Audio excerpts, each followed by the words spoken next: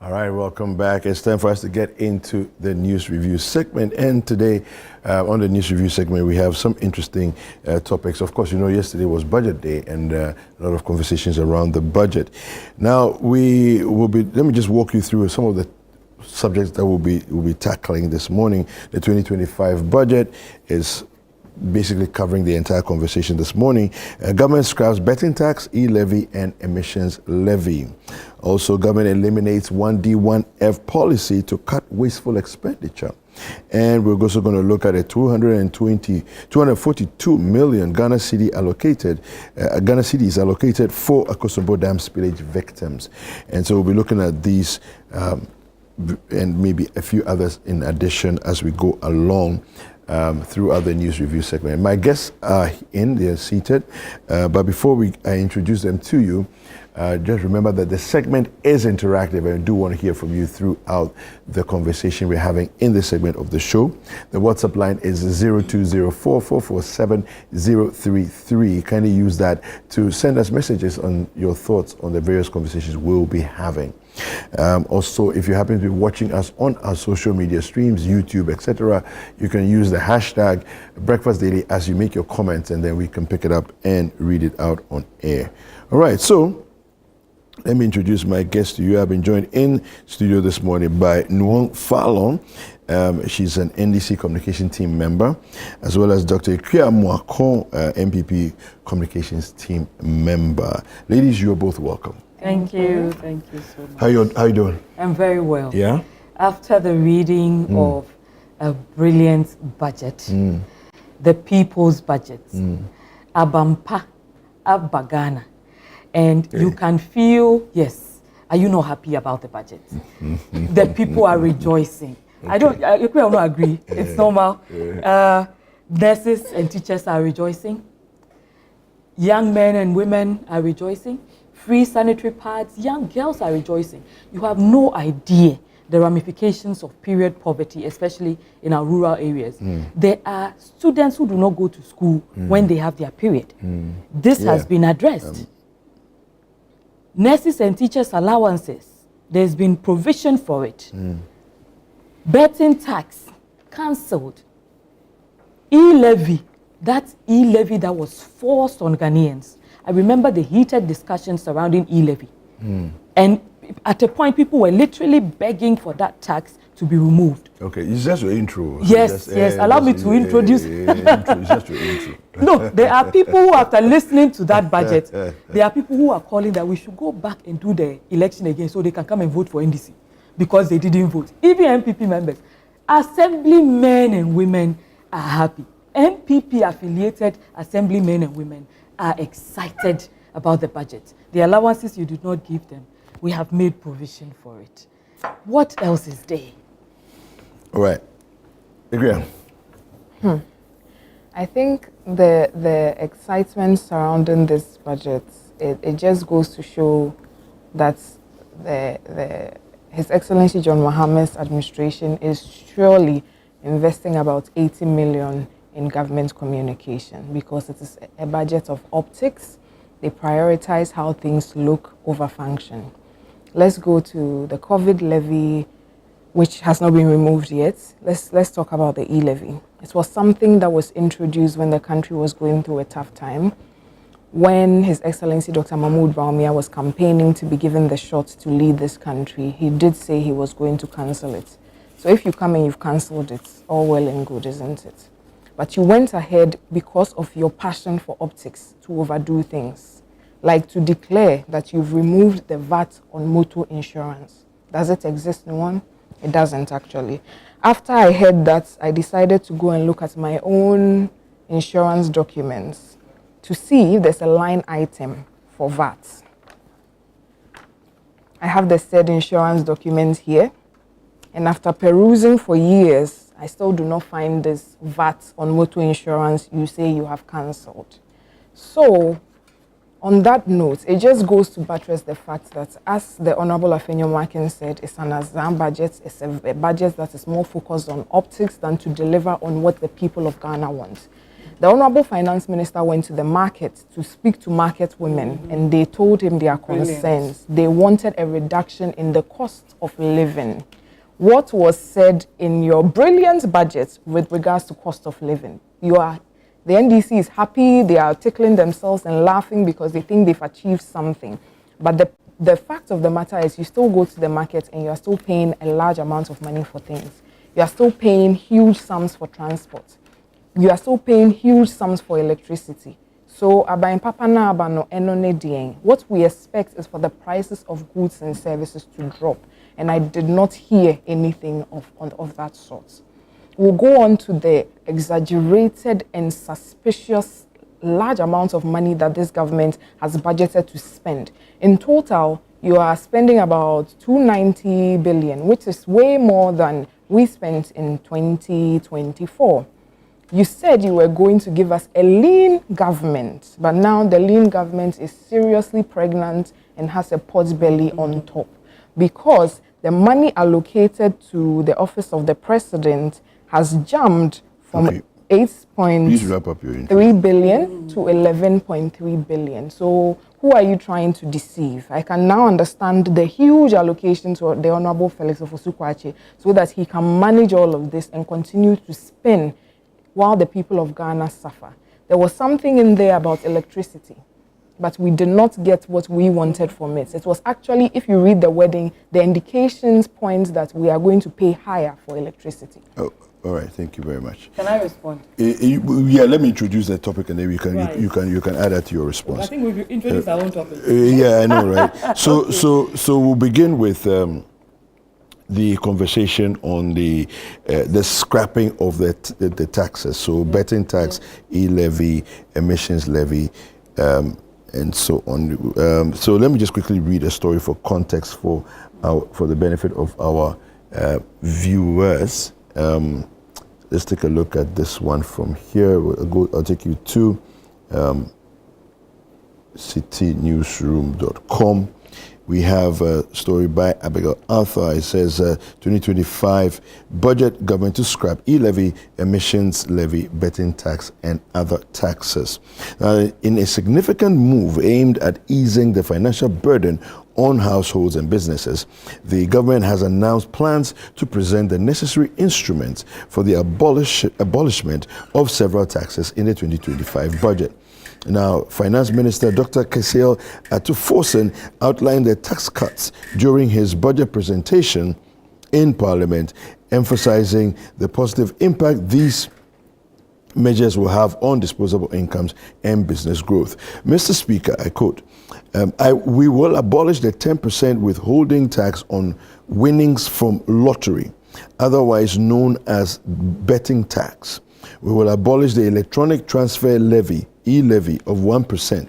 We will abolish the emission levy on industries and vehicles. We will abolish the VAT on motor vehicle insurance policy, and we will abolish the 1% withholding 1.5% withholding tax on winnings of unprocessed gold by small-scale miners, Dr. Forsen announced.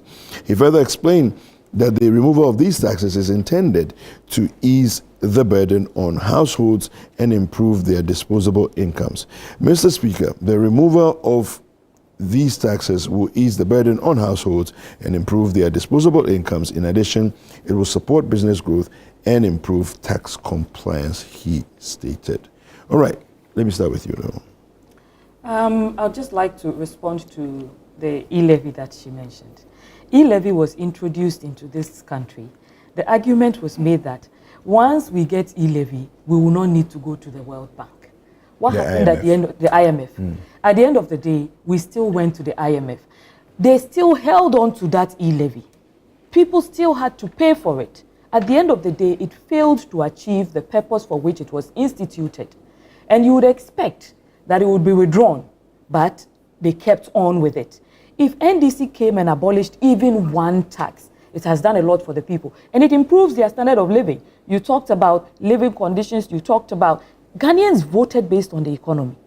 That's how bad the economy was when the MPP was in power. Inflation was a chokehold. We had inflation as high as 50-something% in 2022. Today, inflation is in the 20s.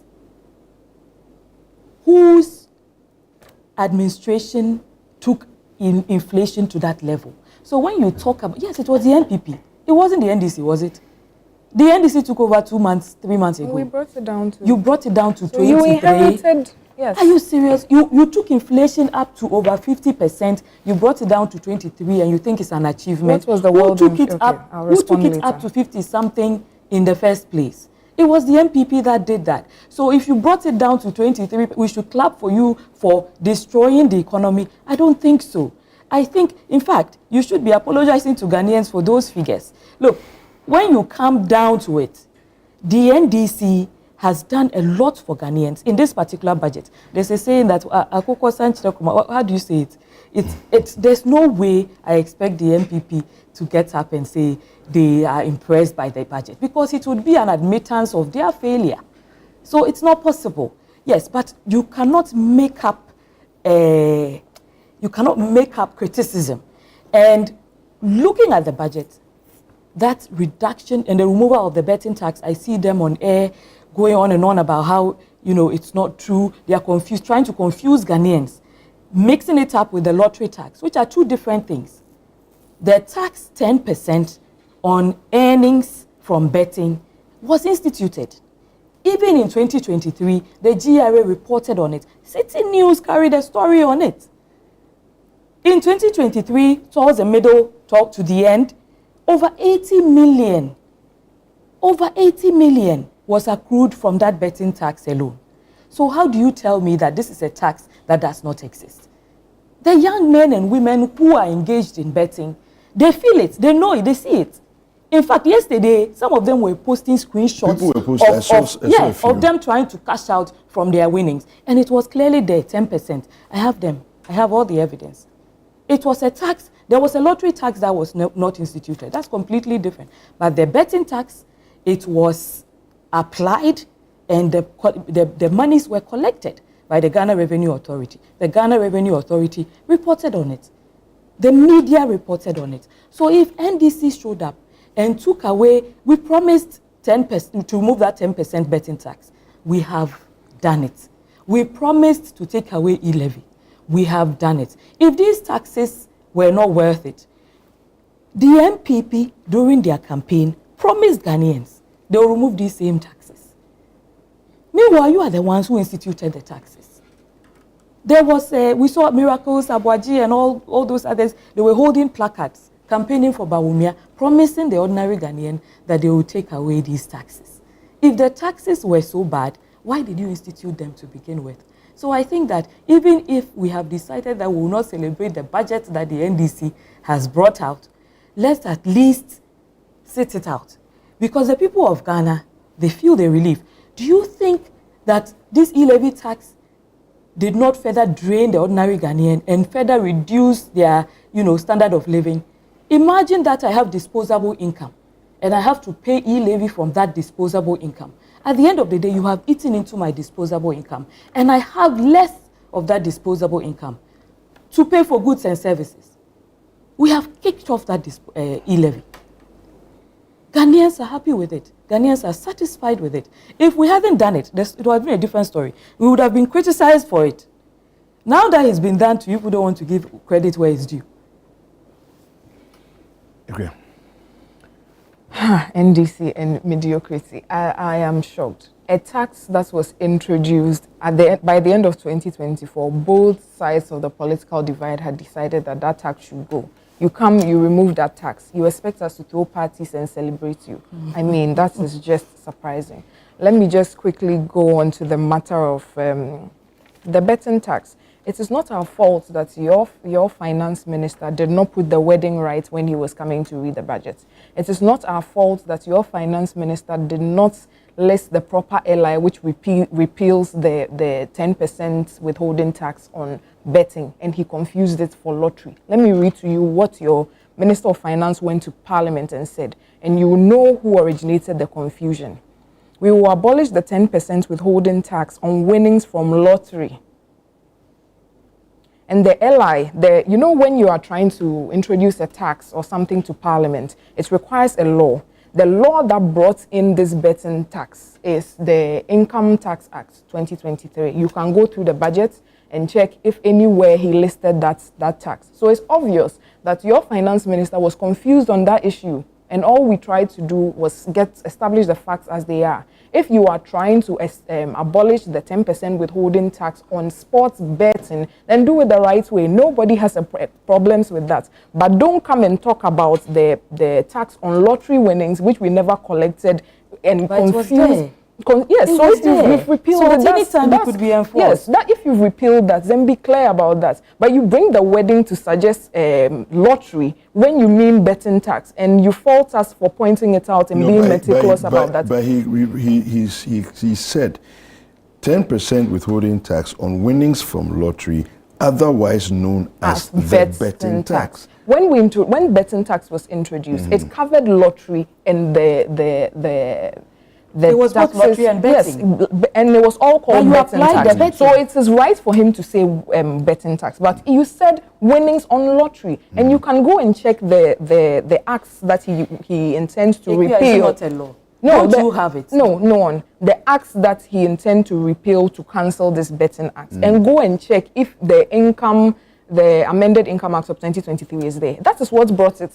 So what are you, if you have made a mistake and we point it out, what is all this brouhaha? Let's leave that. You have repealed betting tax, you have repealed e-levy. Thank you, congratulations. The lottery tax. But let me tell you something. That is not the expectation of people. When His Excellency Nana Addo came into government, it's only one of the things. It is only one of the things. I don't know why you are behaving like you are new to Ghana. Give them a few months, and the heat will come onto you, because this is not the only reason you were voted for. People voted expecting that the cost of living will be reduced, and it will. When His Excellency Nana Addo Dankwa came into government in 2017, he repealed 17 taxes. He did not add a single one. The NDC, on the other hand, I already talked about the tax that they've repealed for optics that doesn't exist, which is the VAT on motor insurance. It does not exist. As a matter of fact, you can go and check that out. In fact, what they have introduced now is a growth and sustainability levy on the mining sector increased to 3%. Because most of us are not directly involved, we will not feel that pinch yet. Special import levy. Better to tax the mining sector than the ordinary Ghanaian. No, let me land. Special import levy, which will touch most of us actually, because it is we are trying to reduce at import. The ports. You guys actually campaigned that you are going to reduce the cost of importation into this country. Then after removing 2 or 3 taxes, I think at this point 2, because emission tax 2 was never collected. You bring back, you introduce all of this. It was a law that was applied, so it's good that it's good that you repeal it. That is absolutely fine. But looking at the cost that is incurred, only 2 of those taxes had been collected. You repealed that, that's fine. Then you introduce about 4 of that. So now we're also going to pay tax on non-life insurance. That has also been included. But when His Excellency Nana Addo Dankwa came in 2017, he removed 17 of those taxes at a go. I've already spoken about your frivolous and purely sinister expenditure that you are doing. We've already spoken about how your lean government is now pregnant. Then there was another thing that I found very, very interesting that I want to highlight today. 279 million to the gold board. Supposedly for as a seed to purchase gold. One thing that I'm sure a lot of Ghanaians are aware of this, that in 2021, the erstwhile government started the domestic gold purchase program, which has been able to successfully purchase about 80 tons of gold locally, bringing our reserves to about 5 billion. And that exists. This is a program that is ongoing with the Bank of Ghana, which your gold board is supposed to absorb. So shouldn't you be able to get the money from there?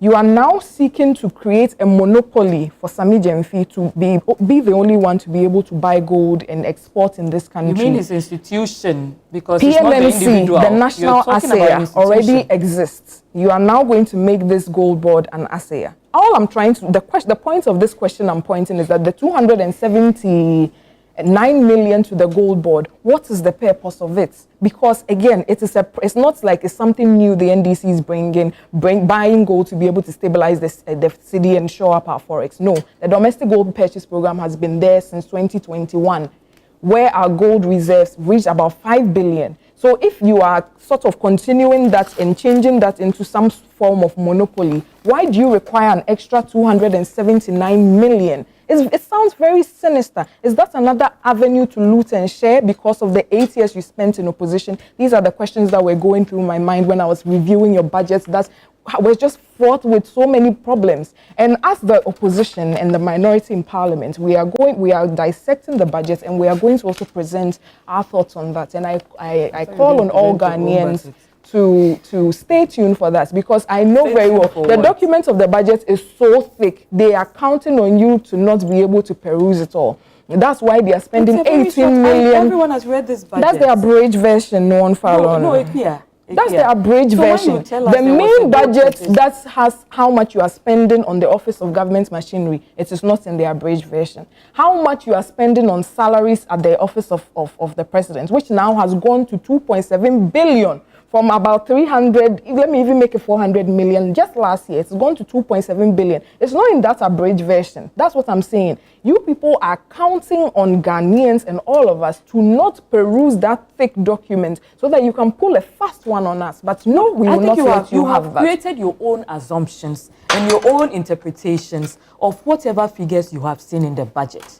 That does not make them true. Now, when you talk about gold purchase program, what was the impact?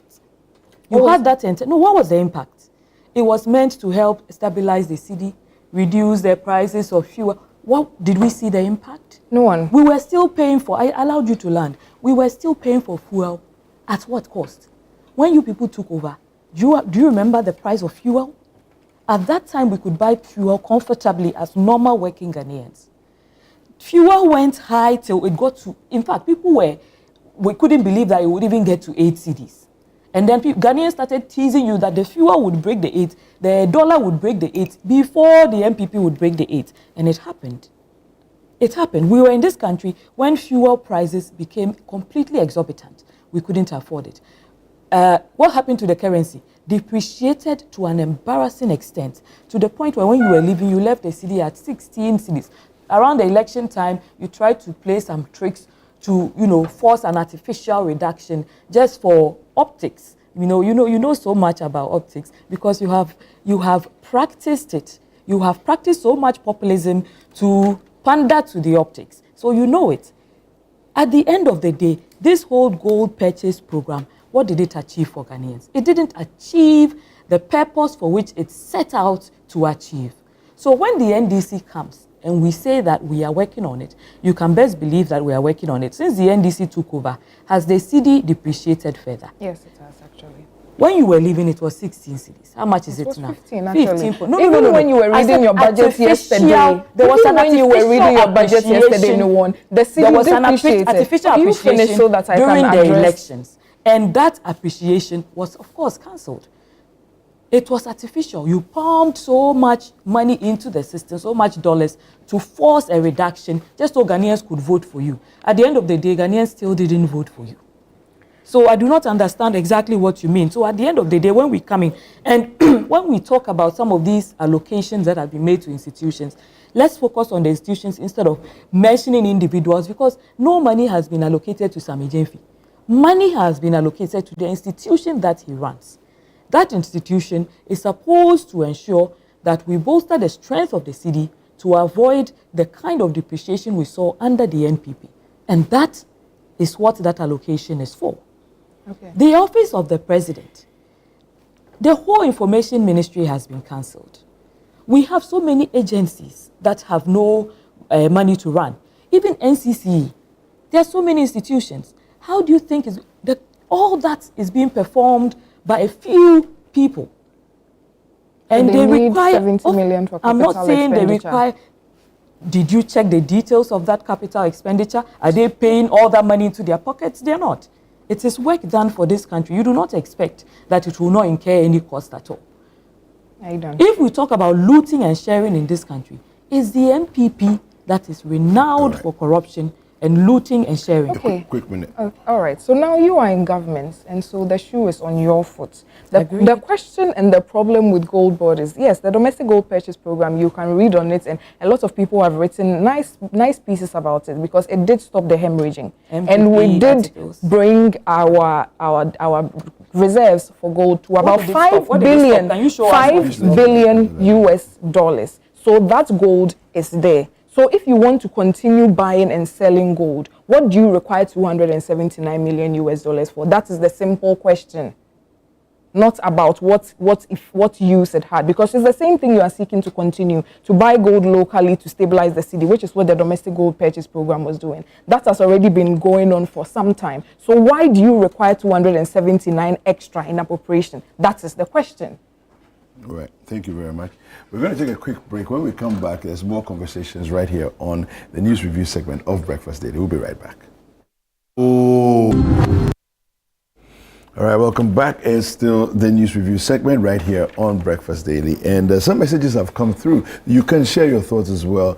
Use the WhatsApp line 0204-447-033. You can also, if you happen to be watching us on our streams, you can also use the hashtag Breakfast Daily for us to hear what you're saying on our streams. This one says, good morning, bro. Did I hear anything on allocations for sports, tourism, and arts? Please remind Ato. I'm sure you're talking to them about the minister, right? For us. This is coming from Obed in Kotobabi. Madam MPP communicator, don't call on all Ghanaians, because we Ghanaians are happy with the budget. Leave us alone. This one says, please, I want people to read and understand. Betting and lottery winnings are not the same. Betting was implemented, but lottery winnings were not. That's what But Dr. Atu said lottery winnings into brackets, betting. They are not the same. That is where the confusion came in. Dr. Atu just has to correct the statement to reflect his intention. That's all. All right. What I find fascinating is the dichotomy of the two, because for me, sports betting sits under lottery. It's a form of lottery, so it was the same the fact thing. that we are creating a dichotomy. Yes. It's No, I think the lotteries one was supposed to be implemented by national lotteries. Yes, and even of the course. Back in the day, institution- we used to have things like what is it, Asari original pay, or and those kinds of banker to banker and those kinds of things. So that's the traditional lottery under Lotteries Authority. Yeah, and then we have now we have the betting, sports which is regulated in by the recent Gaming years, Commission. Gaming more of a Commission, different thing compared to what we're used to back in the day. But even the national lotteries were not so interested in implementing the lotteries tax, and I think they even spoke against it.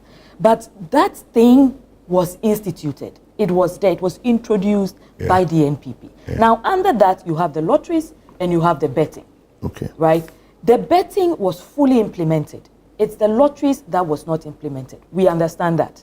But does it exist? It does. At any point in time, the government can pick it up and say, this is there, we are going to go ahead and implement it.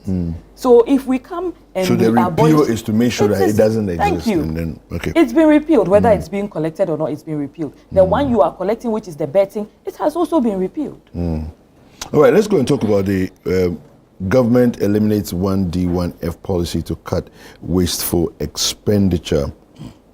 This story I'll take you to.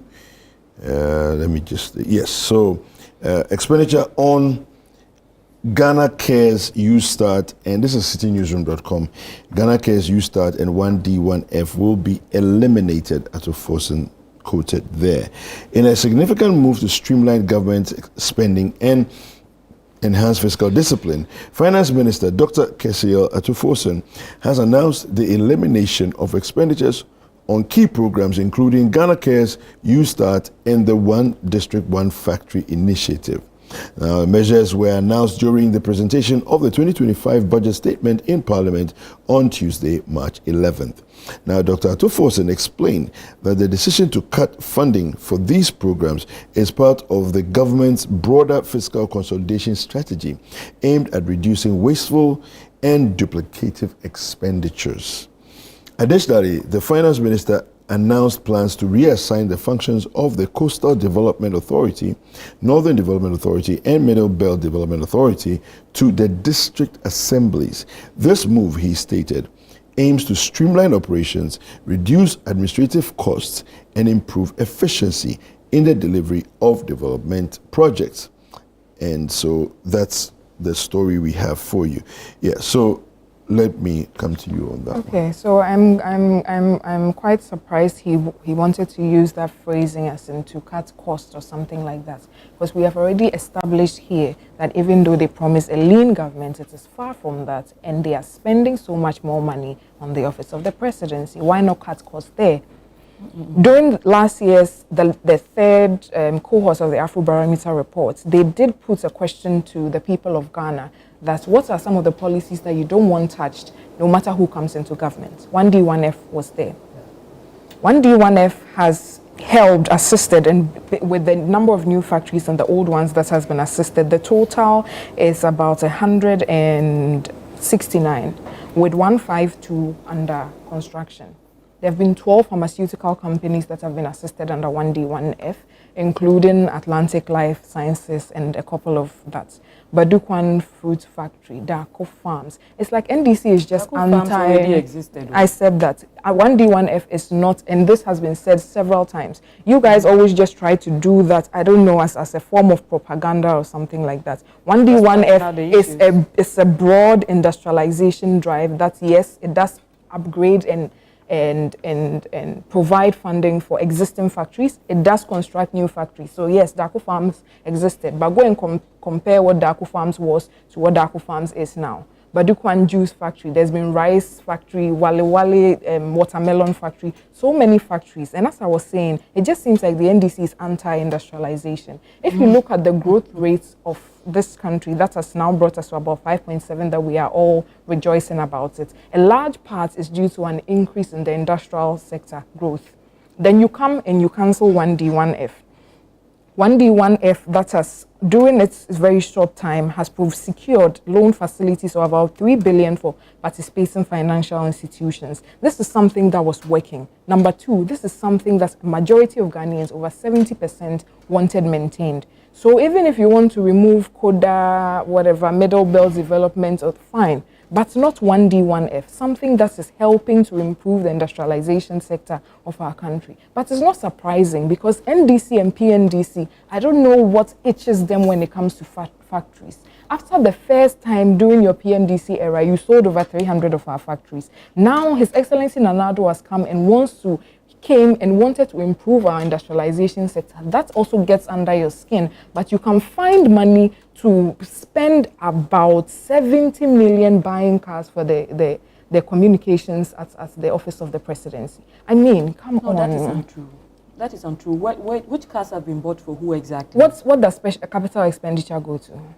It has not even been audited yet. The money has not even been spent yet. That's so if you sit here and say, that's what you intend. So you are saying that we intend to use it to buy cars. Yes, you are assuming. Yes. Okay. So you should say you are assuming. Don't say that over 70 million is being spent for. Let me explain something. The documents to Parliament. You have brought the documents to Parliament, and you intend to spend 70 million capex for just, it's not a ministry anymore. You cannot say we are intending to spend 70 million on buying cars. It's untrue. And then you are taking money from such a good policy. That capital expenditure doesn't involve cars. Does it not involve cars? And what you find as wastage is taking support away from 1D1F. Even capital if it helped, expenditure is a running cost. Even if it helped, let me explain something to you. I think you do not understand the office. Even if it set up 10 factories, is that not better than nothing?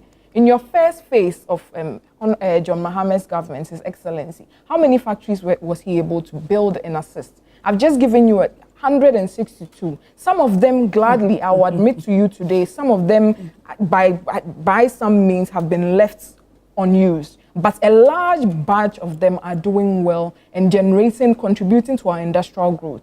Because you didn't bring up that policy, you see nothing wrong with it. But you that promised you are going to run a lean government has increased. In fact, you are spending about 3 billion cedis more than just last year. So if you are talking about inflation, I don't think inflation from 2024 and 2025 has increased that much to make up for a 3 billion increase in how much you intend to spend at the presidency, especially when you promised us a lean government. Nobody puts a gun to your head to tell us that you are going to bring a lean government. You promised it, and now you are prioritizing your own comfort in running the presidency over our industrialization drive. I mean, make that make sense to us. Like I mentioned before, when you institute a policy, it has to bring us results. It's not just about you saying that you have created this policy, this is the intention, and if it doesn't bring the results that is required, you find a way to avoid accountability. Let me speak to the Office of Government Communications, which she keeps mentioning some 70 million going to be used for cars. That is a palpable lie. Not one single car has been bought yet. She is speaking based on assumption, because she is thinking that we are like the MPP government that comes to create, loot and share. We don't do that.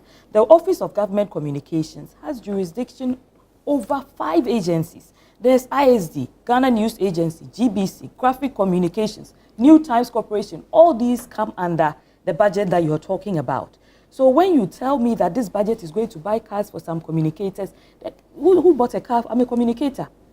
But the budget hasn't gone through yet. Obviously, you haven't received the money. So clearly, you've not seen me with a car that was bought by government. No, I didn't. That's not so there's no way you can. That's not the assertion I made. Did the finance minister say it's going to be used to buy cars? You did not read that part in Thank you very much. So you mentioned. No, but is there any document anywhere that says they're going to buy? No, wait. The capital expenditure does not include cars. You can't tell me capital expenditure is all for cars. No, I'm not saying it's all for cars. It includes that. Are you going to say that the Office of Presidency? Sorry. Last question. Office of Presidency Communications is not going to purchase a single vehicle. No, I cannot tell you that. I'm saying it's not that you are going to use all the money to buy cars. But it includes cars. Okay, fair enough. Yes, it includes cars. Okay, fair Do you understand? It includes You talk about one district, one factory. You're not even able to mention any significant number of actual factories I have that mentioned. were. No. A lot of them are what? Atlantic Life Sciences is a lot of them are. That you can mention. How many? How many? Hold on and let me give you a list. Let me give you a list. Even in your you are allowing her to interrupt me when finish. You see, the money that is going into that policy, if you properly executed the one district, one factory, you wouldn't be calling on the NEC to continue to finance that policy. If you properly instituted that policy, then the factories would already exist and be contributing to the industrialization drive and to national development. We wouldn't be at a stage where you would need us to consistently support it. A policy is instituted for a period to solve a specific problem. You are telling me that in those 8 years, you were not able to solve that problem. So much money has been put into it. It cannot continue. We are saying that we are cutting down on that and refocusing expenditure on critical areas. The 1D, 1F at this moment is not a critical area. Ghanaians are fighting for survival. 1D, 1F is not part of that. It's the same thing you did with Agenda 111. Every day the cost is increasing and we are not seeing the results. Even some of the, none of the places is usable. Some of them, none of them is at 100% completion. And you have pumped in so much money. At the end of the day, we have no results. And the NDC comes, you say, continue to spend on it to complete them. How? Why didn't you do? You had 8 years. You had 8 years. So as far as I'm concerned, the removal of 1D, 1F is a removal of scarce resources. Today, Ghana is operating with very scarce resources. And we need to prioritize the areas that government will tackle. Survival, the economy, these are all areas that government has to prioritize today. 1D, 1F, if government sits down to analyze and decides later on that 1D, 1F is an area to focus on, that's a completely different matter. But as you and I speak right now, according to the budget that has been presented by the very Honorable Atufosin, 1D, 1F is not a priority area. It was a priority area for you. Why didn't you complete it? Why didn't you give us results that would so amaze the ordinary Ghanaian that we would be impressed upon to continue to fund that specific policy. You didn't do that. You failed to achieve the very essence of it. As time went on, you started, in the beginning you told us you were going to build this number of factories. As time went on and you realized that you had to account for it, you started changing the rhetoric, telling Ghanaians that it was not you going to directly build the factories, you were going to collaborate with private sector to do it, relying on private sector to push those factories, to get those factories up and running. And I mean, clearly you appropriated a lot of factories that are already been running. And you decided to list all of them under 1D, 1F. Those factories were there. Those factories were profitable. It might not have been at the level you claim, but you didn't come and create any new situation where those factories are concerned. You've done something. If it was worth its salt, it should have been concluded. We should have felt the impact. We haven't. That policy has failed. The present government is saying, we cannot afford. You had NAPCO. Where is NAPCO? There were people at home for how many? They were sending me DMs all the time. They had not been paid for how long? The people who were working in the offices, at the time the thing was dissolved, they didn't even know. They eventually had to all advise themselves and go home. It's the same thing you have done with 1D, 1F. You cannot hang a policy on our necks and force us to finance that policy. If that policy was worth its salt, like I mentioned, it would have shown tangible results. We do not see the tangible results. You have some factories that are running. Good, you've done well. Now, does it mean that we have to perpetually assign resources to 1D, 1F? I don't think so. Okay. All right, there's an interesting article here, and just to give a bit of context. I'd like to respond to that. A bit of context here. So the NDC, when they were minority in Parliament, actually described the 1D, 1F as a waste of resources of the government, of the country.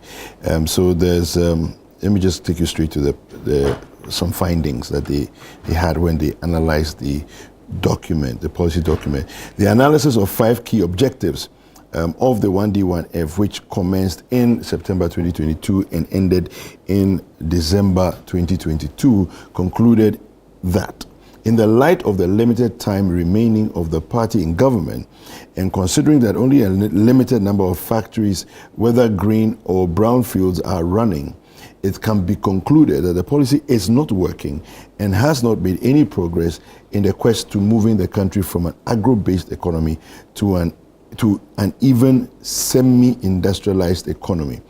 Addressing a press conference in Parliament on Friday, January 13th, 2023, over the outcome of the analysis, the NDC MP for Elembele and ranking member of the Committee on Trade, Industry and Tourism, that's Honorable Amal Kofi Boa at the time, said the state of the 1D, 1F is very bad, considering the millions of Ghana cedis that have been invested into the policy initiative.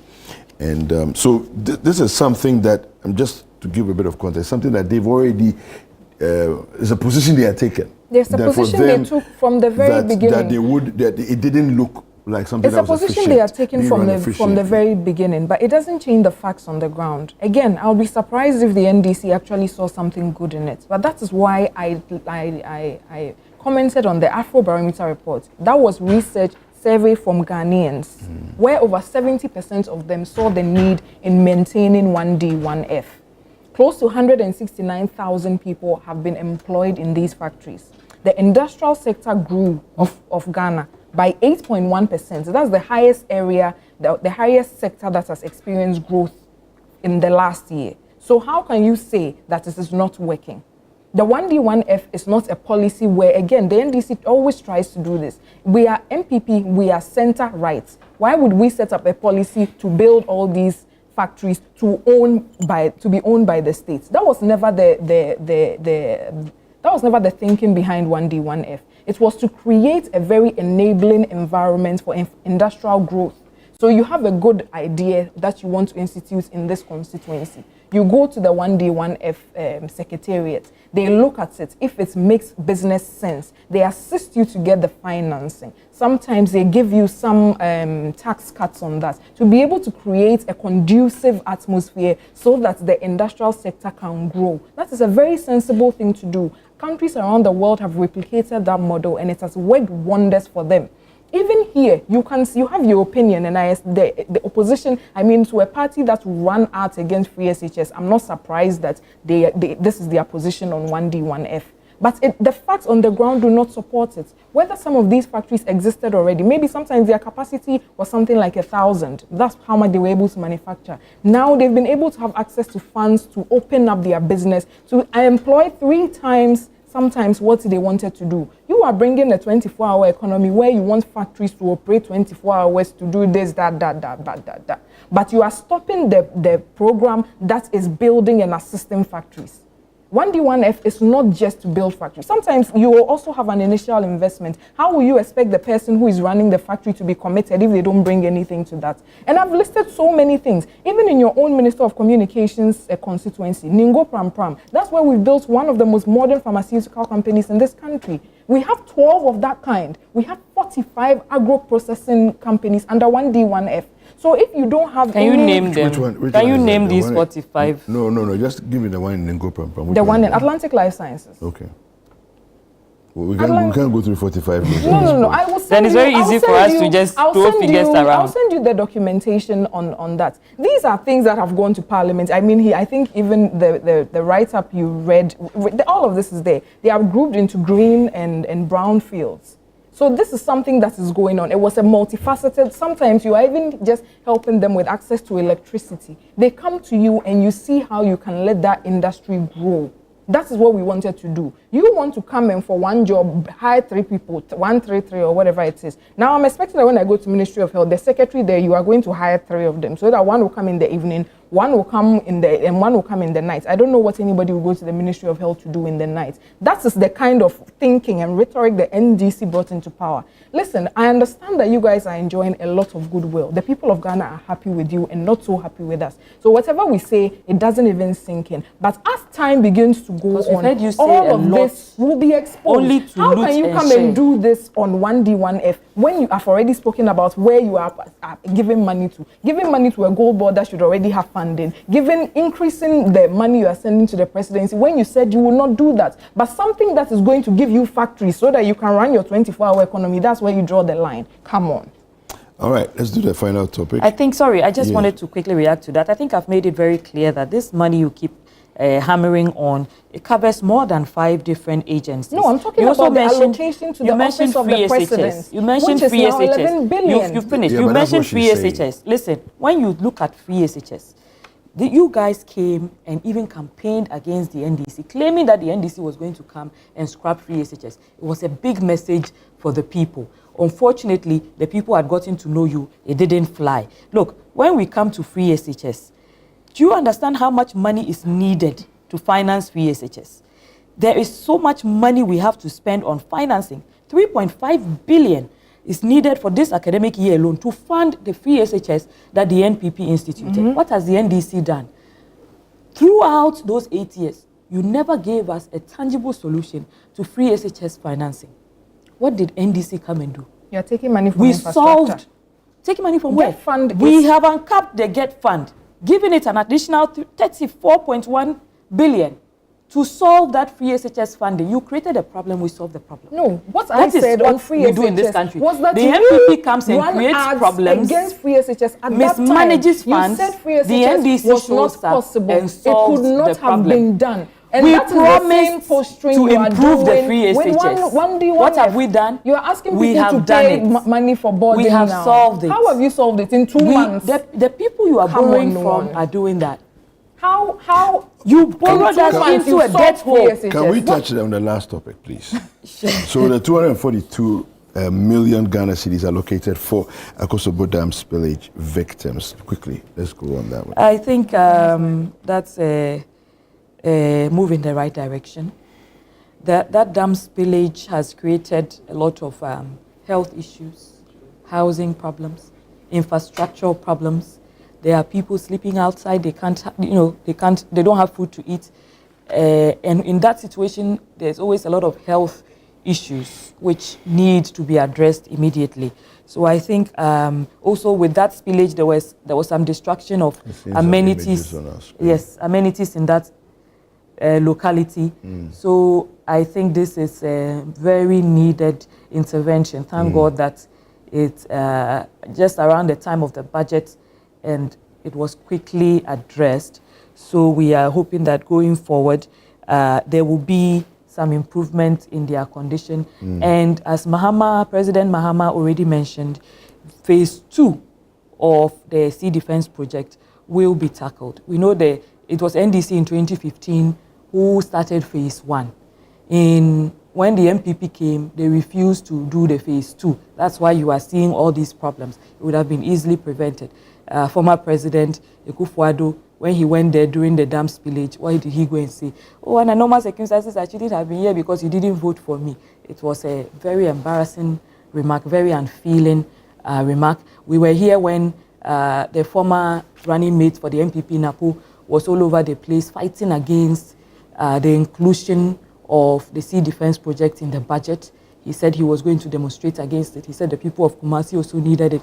He had all kinds of arguments against it. At the end of the day, the NPP failed to continue the Sea Defense Project, and that has resulted in so much devastation. We should understand that when we take certain decisions for our own selfish reasons, it affects more people than we can think of. And those people are Ghanaians, whether they vote for you or not. You know, if this had happened in Kumasi, President Mahama would be there tackling it. You wouldn't find him there making snide remarks and trying to deprive the people of what is needed. Thank you.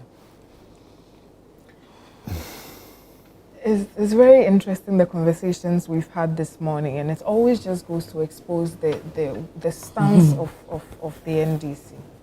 I'll just very quickly run through this free SHS matter that we brought. They ran ads against free SHS. That was the point I was trying to make. For somebody that has been able to run ads, they had a problem with educating the masses of this country, so much so that they invested funds to be able to brainwash the minds of people of Ghana with regards to free SHS. Now, some of them even go around saying that we didn't start it. So how do you expect them to understand 1D, 1F? They have no idea. If it does not involve manipulation of optics, they are not very good at it. The allocation to the Akosombo Dam spillage, I think, is a step in the right direction. People should not have to live under such conditions. And so we are hoping that the money will actually be used for the purposes that the allocations have been made for, and then the sea defense can finally be built in a way that is actually able to stop these floods from recurring. Because I don't think anybody would want to have to be going through this almost every year when this thing happens. So, of course, there's nothing to say from us on that matter. Unlike the NDC, I'm sure they would have found something to criticize with this.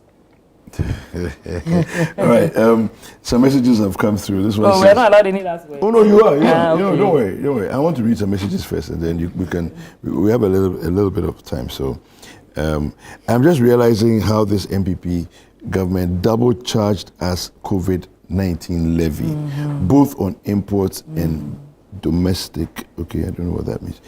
Meanwhile, the final consumer of those imported products are the same people paying for the domestic COVID levy. This should be explained by your MPP guest. Okay, I don't know if you understand. What's the question? I don't understand. So let me see if I can make sense of what he's saying here. So he or she say, I'm just realizing how MPP government double charged us for COVID-19 levy, both on imports and on domestic. Now, I don't know what exactly, I don't understand that, but let me just finish. So it says, meanwhile, the final consumer of those imported products, so I guess it's imported products as well as domestically manufactured products.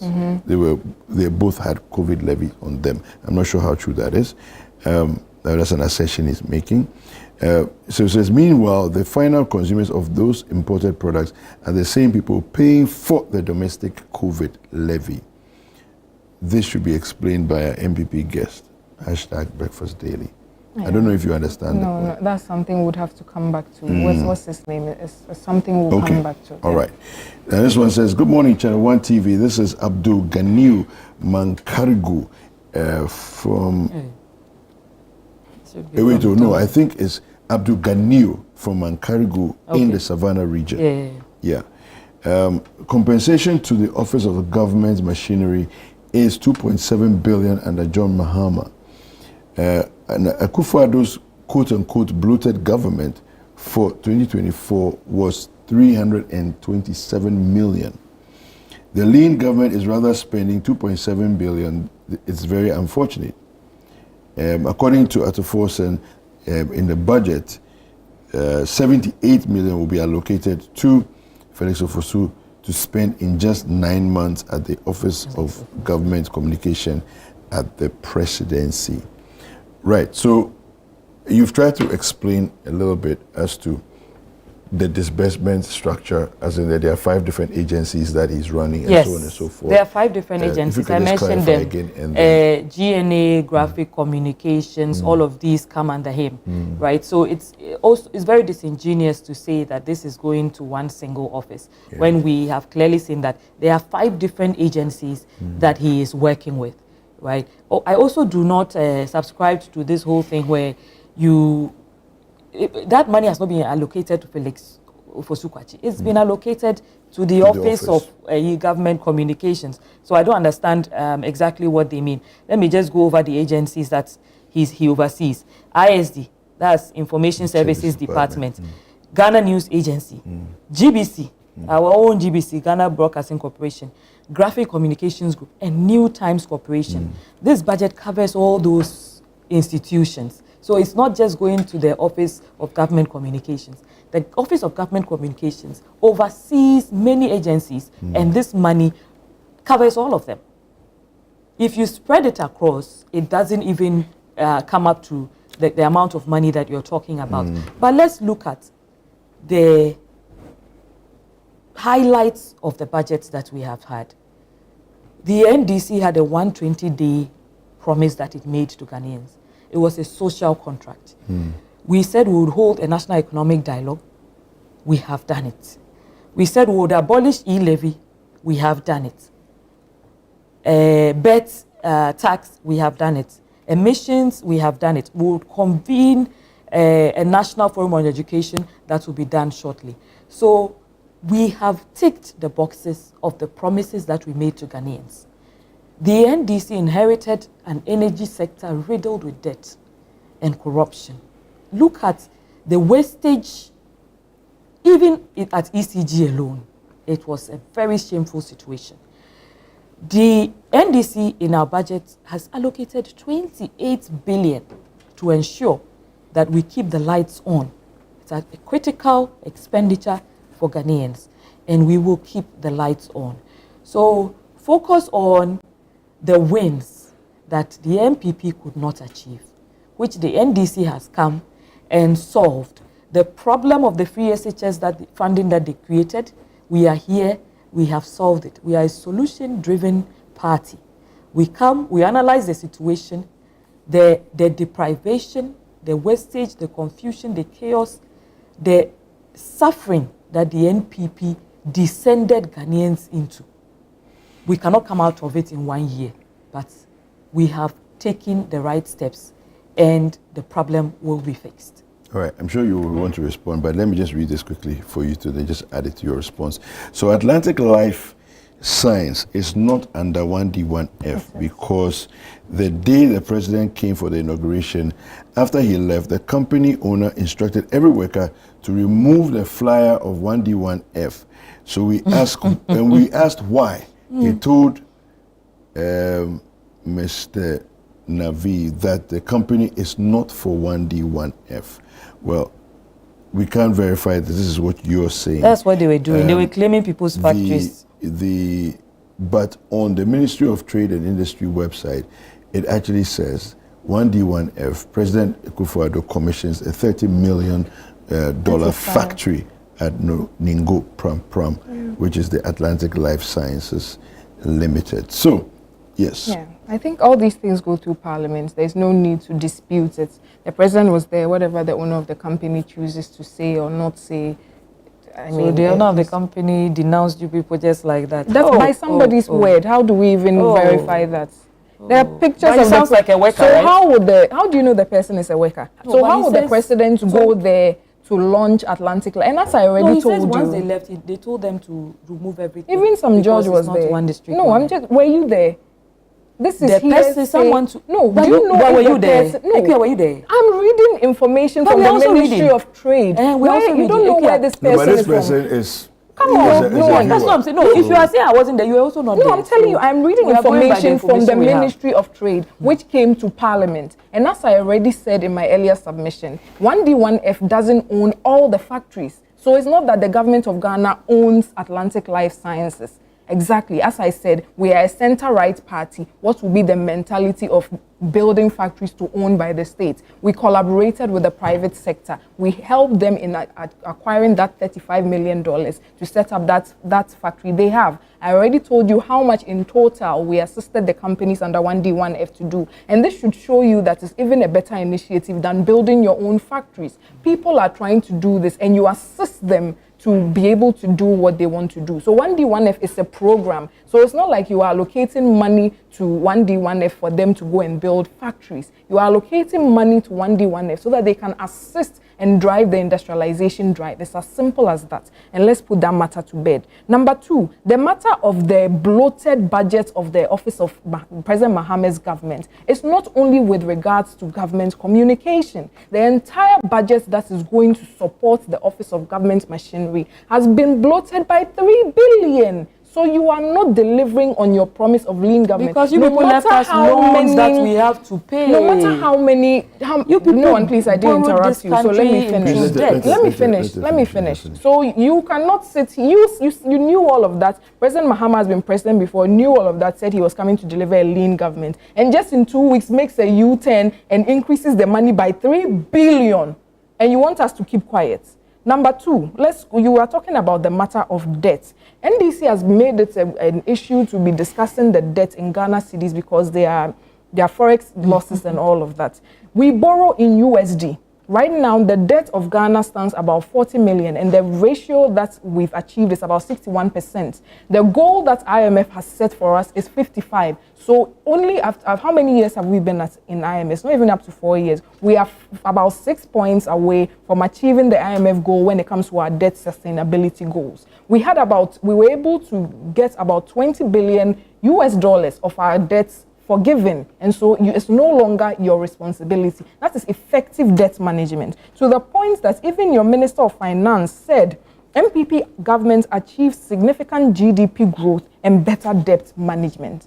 And when you look at the 40 billion US dollars debt that is left, about 21 of it was accrued during President Prof. Mills's time and President Mahama's first 8 years. So what are you talking about when it comes to debt? And you knew all of this before you were voted into power. Yet you told us you were coming to protect the public purse. You were going to run a lean government. So why are you making such a big U-turn now and telling us about debt and telling us about things we all know already? Sweetheart, that is not what we expect. That's not what you told us. You lied to us.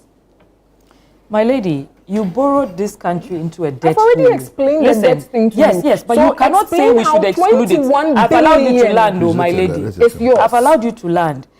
In the coming year, we need 111 billion to pay for Ghana's debt. Debt servicing alone, 111 billion.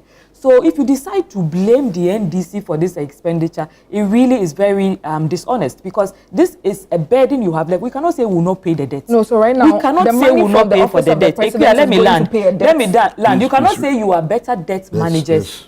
It's your Minister of Finance who said it. So how did you do that? By giving us haircuts? Was that the way you were able to manage the debt? You borrow in USD, I agree. But the payment is done using Ghana cedis. It's Ghana cedis we used to change to go and pay that debt. That was one of the reasons the cedi depreciated to that degree. Because you people borrowed so much that debt servicing became a Herculean task. And every time debt servicing was done, the cedi completely ran down. Because you borrowed money that we have to pay. The money is not free. The office of the president accounts for the money you borrowed. Where is the money that you borrowed? You can't account for it. We're done with breakfast. We're done with the news review segment this morning. Thank you to Nguyen Falong is with the NDC and Ekria Amwako is with the MPP. And thank you for watching this segment. We'll be right back with more. Don't go anywhere.